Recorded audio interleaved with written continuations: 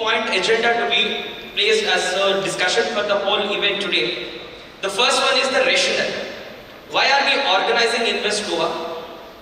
The second one is to look at the reforms that Goa is taking up in the industrial ecosystem. And the third one is to discuss what opportunities are available for investors in the state of Goa. Now that we have got the regulations in place, I think my appeal to fellow industrialists should be that we must think big. We have to change our mindsets. We need to think big. I think the government has done its job, and I would strongly urge CII at the national level to look at investments in Goa through their contacts and through their network. Honorable President of CII is here. Goa is looking at new sectors now, and with Industry 5.0, the Honorable Chief Minister has actually gone a step ahead and introduced STEM classes as well as robotics in school. So that's a great beginning, and I think if we focus on new sectors like IT and IT-enabled services, logistics and warehousing, medical devices, electronics, I think these are sectors that Goa probably would do very well in. I am of the firm belief that through the deliberations throughout the day, and we can chart out the new course of Goa's economy and we head into Amrit Kaal. Through the agenda of the Amrit Bharat and Swayambhur Goa, we seek to take ahead the ideas of Make in India and Make in Goa. We understand the importance of the logistics in today's world. Hence, we, the government of Goa, has granted the logistics status to the industry, thereby increasing the land availability for the logistic development as well as allowing the sectors to enjoy the various incentives offered by the government. I have told people and I have discussed with scientists. They say, no, I don't know what happens to me here. I feel like working more, I am not tired, and different new ideas come. And out of the box ideas is the new norm. You have to think out of the box, how to make something work better, how to use the technology, how to use it for the betterment of the people, how to use it for the larger good, how to use it for generating more economic activity. And that is what should be the new thinking with the out-of-the-box ideas. I'd like to extend my gratitude to the industry associations who have immensely contributed by providing their treasured inputs and feedbacks in all these initiatives. In addition to the above, I would also take this opportunity to highlight some of the key achievements of the state on this grand stage. The state was ranked 16th in the Aspire category in the Ease of Doing Business ranking, jumping 8 places from its earlier rank. The implementation scores of business reforms across all the major departments have jumped from a mere 20% in 2015 to a whopping 96% in 2022 Ease of Doing Business edition. The feedback percentage from the industry on online reforms has also soared from a mere 3.3% to 71%.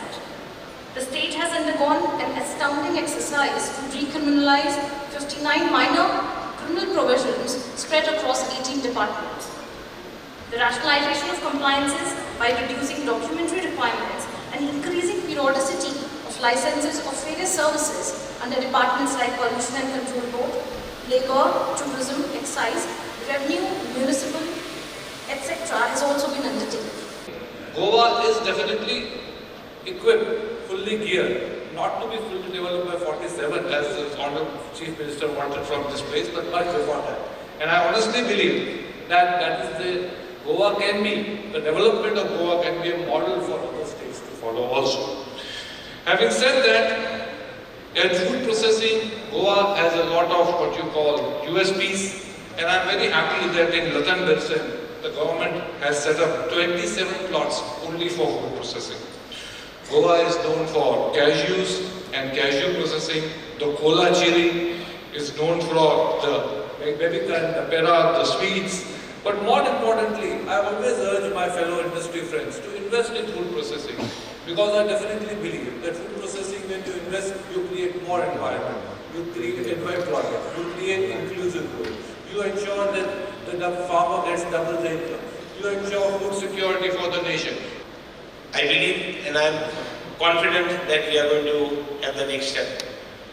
The Goa Invest Summit will have the Chief Minister for fostering industrial friendly environment, a testament to which will be witnessed through unveiling of two significant memorandum of understandings with TBS Industrial Logistic Park and the Konkani Group.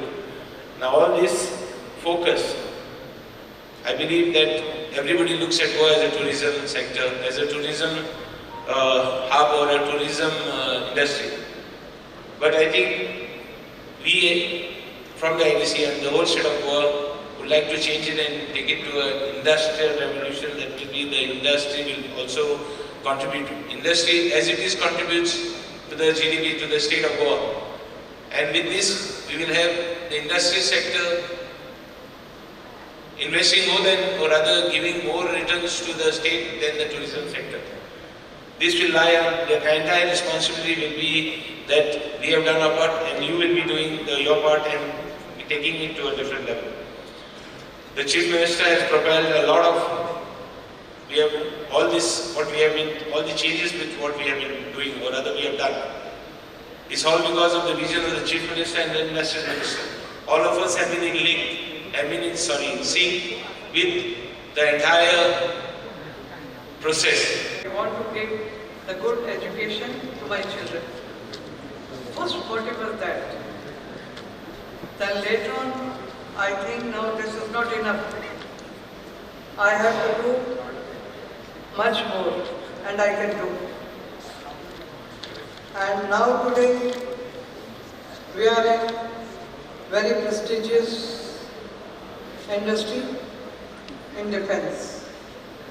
First manufacturing unit, Make in India, which was given by the Parikar.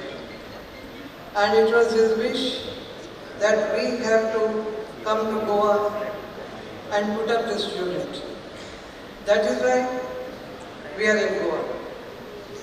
And I am there, and I got all the help from the IDC, from the government, and from my neighbor entrepreneurs also.